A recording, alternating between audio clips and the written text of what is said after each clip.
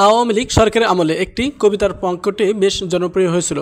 পঙ্ক্তিটি হলো আসাদ চৌধুরীর, তোমাদের যা বলার ছিল বলছে কি তা বাংলাদেশ। কবিতাটি ছিল ৭১-এর শহীদদের উদ্দেশ্যে। আওয়ামী লীগ সরকারের শহীদদের দেওয়া প্রতিশ্রুতি রাখেনি। তারা জোর গলায় মুক্তিযুদ্ধ চেতনার কথা বললেও কাজ করেছে উল্টো। এমনকি মুক্তিযুদ্ধে সহায়তাকারী বিদেশি বন্ধুদের দেওয়া স্বর্ণ পদকের সোনাও খেয়ে ফেলেছিল। আওয়ামী লীগ এখন ক্ষমতায় নেই, রাজনীতিতেও নেই, কিন্তু রাষ্ট্র ও প্রশাসনের প্রায় সবখানে আওয়ামী ধারা বহাল আছে। চাকরি থেকে সরিয়ে দেওয়া দুজন উপদেষ্টা পিএস ও এপিএস এর বিরুদ্ধে উঠেছে দুর্নীতির অভিযোগ।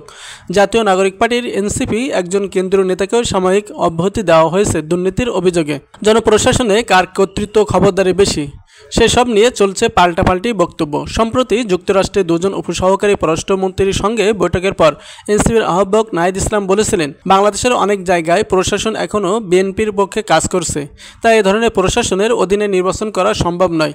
বিএনপির পাল্টা অভিযোগ, প্রশাসনের সঙ্গে বৈষম্য বিরোধীদের সখ্য সবচেয়ে বেশি। বৃহস্পতিবার সাবেক অ্যাটর্নি জেনারেল এ.জে. মোহাম্মদ আলীর স্মরণ সভায় মহাসচিব মির্জা ফখরুল ইসলাম আলমগীর বলেন, সচিবালয়ের ৯০% ফ্যাসিবাদীর দোসর, তাদের দিয়েই বর্তমানে দেশ চলছে। ক্ষমতাসীন আওয়ামী লীগ ১৫ বছর ধরে সবকিছু দখলে রেখেছিল। পেশাজীবী সংগঠন থেকে বিচারালয়, শিক্ষা প্রতিষ্ঠান থেকে মাঠ পর্যায়ের প্রশাসন, গণপরিবহন থেকে সরকারি সম্পদ। আওয়ামী লীগের নেতাকর্মীরা পালিয়ে যাওয়ার পর কি সেসব স্থান শূন্য থেকেছে? মোটেও না। কয়েকদিন আগে দক্ষিণাঞ্চলে একটি জেলা শহর থেকে কয়েকজন আইনজীবী এসেছিলেন তাদের দুঃখের কথা জানাতে। আওয়ামী লীগ ক্ষমতায় থাকতে তাদের বিএনপি জামাতের লোক বলে নানাভাবে নাজেহাল করা হতো। ক্ষমতার পালাবদলের পর বিএনপি সমর্থিত আইনজীবীরা সবকিছু নিয়ন্ত্রণ করছেন এবং বিরোধীদের স্বৈরাচারের দোসর বলে হয়রানি করছেন। অনেকে চেম্বারেও বসতে দিচ্ছেন না। আইনজীবী সমিতির নেতারা অনেকে পলাতক।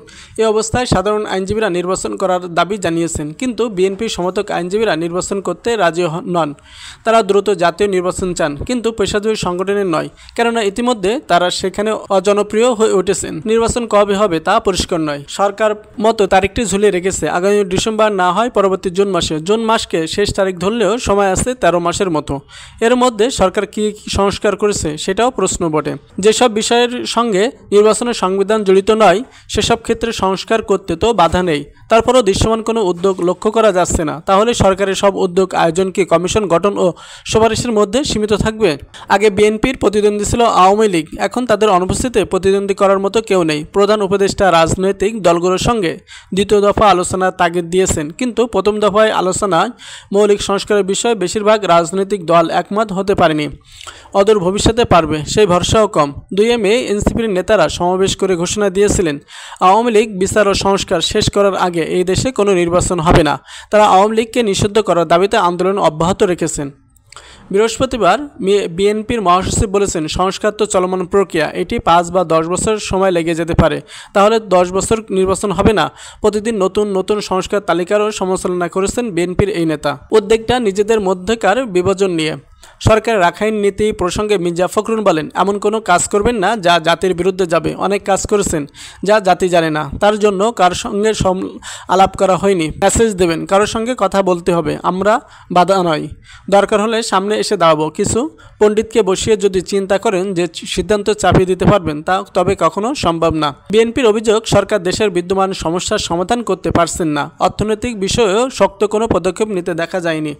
আইন শৃঙ্খলা পরিস্থিতি নিয়ন্ত্রণের বাইরে যাচ্ছে। ভারত পাকিস্তান যুদ্ধের অভিঘাত এসে পড়েছে আমাদের অর্থনীতিতে। অন্যদিকে সীমান্তে ভারত পশ্চিম চালাচ্ছে। নির্বাচন কবে হবে তা পরিষ্কার নয়। অনেকে ভাবছিলেন ২৪-এর অভ্যুত্থানের পর রাজনীতিতে গুণগত পরিবর্তন আসবে, ভালো মানুষেরা দলে দলে যোগ দেবেন, কিন্তু গত ৯ মাসে রাজনীতিতে গুণগত পরিবর্তনের কোনো লক্ষণই নেই।